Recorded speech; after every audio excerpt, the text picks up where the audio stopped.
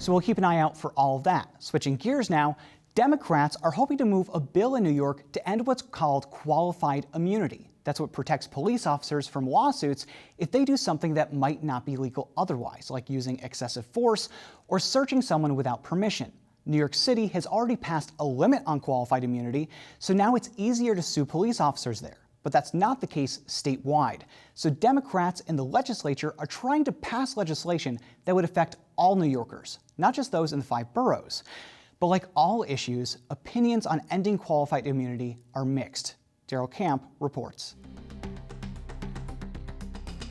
Criminal justice reform has been a source of division across the country in recent years, and at the heart of that debate is New York. It's been a major source of division here, pitting Democrats against Republicans and Democrats against each other. Those reforms are things like ending cash bail for lower-level offenses and new changes to how prosecutors build a case. And while those were big wins for supporters of those measures, they'll always tell you there's more to do in the realm of criminal justice. That conversation is already starting ahead of next year's legislative session, and a key focus for advocates is a bill that would end what's called qualified immunity, or QI. That's a doctrine that allows certain legal protections for government officials, like members of law enforcement, when they do things that may otherwise be illegal. And it's getting more attention now than ever while the country debates the consequences of uses of force by police, including the deaths of unarmed civilians. Assemblymember Pam Hunter, a Democrat from Syracuse, sponsors that bill. She says it isn't about attacking individual officers, but holding municipalities as a whole to a higher standard.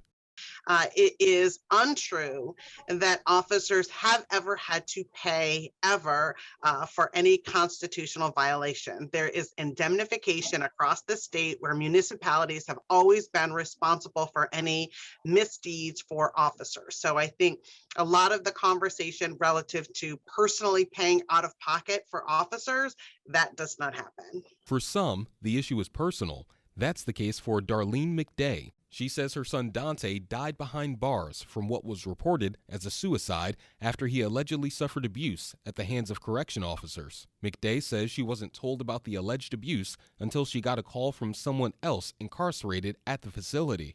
So he said that they called for medical attention because they felt my son was having a seizure. He was sitting on his bed, not really able to move and staring, staring into space. So several of the people next to him called for medical attention, and when the guards went into the room, they started beating him.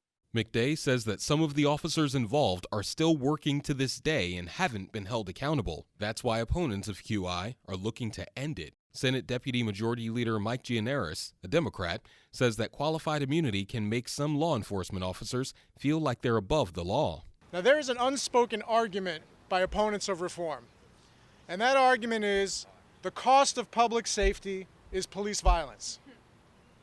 That's what they're saying. They don't say it because it sounds ridiculous, but ultimately that's what their argument is. If you want to feel safe, you got to let the police beat someone who doesn't deserve it, or you got to let the police kill somebody who doesn't deserve it. Because God forbid they feel restricted from doing that, they might not do their jobs they're supposed to be doing. But some in law enforcement say the issue of qualified immunity is not as simple as it sounds. For Albany Police Chief Eric Hawkins, who is sometimes at odds with criminal justice advocates, he sees the issue from both sides of the conversation. The idea of doing away with qualified immunity has negative connotations in law enforcement because it's seen as it's taking away some protections that officers have when they're out there trying to do the right things for the right reasons, and a mistake is made or things go sideways. And so it's seen that way. So I see it both ways. I can see why there's concern from the community with this whole idea, and the community wants accountability. Hawkins did not say if he was for or against ending qualified immunity, but he did say that a critical part of law enforcement is the relationship with the community and the level of trust that comes with that. And others agree, but don't think ending qualified immunity is the right approach.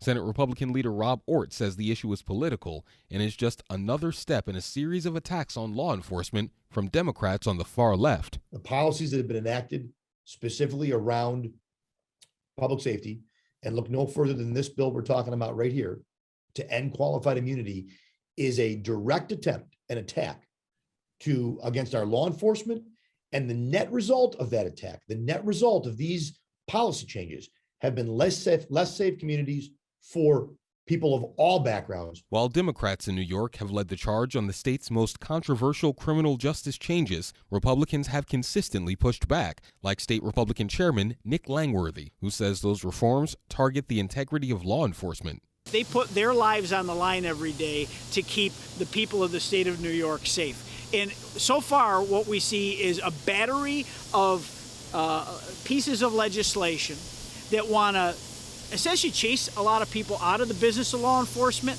that want to, sacrifice the safety and security of our officers, and they want to put the criminals first. But Hunter, who sponsors the bill to end QI, says that's not what the bill is about. Officers are sued all the time in New York over constitutional violations, and those lawsuits can pay out millions of dollars.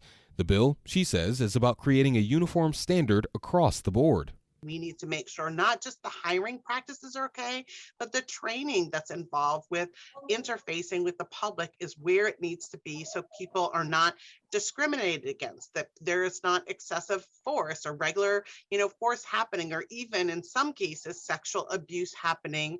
And for some, it's not just about a uniform standard, but a higher one as well.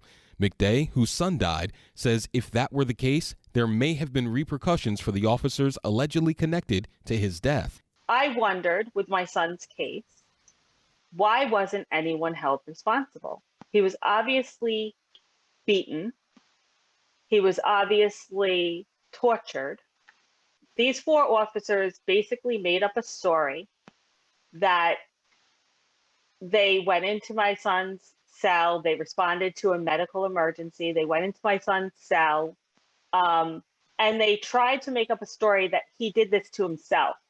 Others say the standards for law enforcement are already high and do enough to keep them accountable. Or, again, if they did something and you can get them criminally, the police officer in Minnesota that killed George Floyd, no two ways about it, he's going to jail.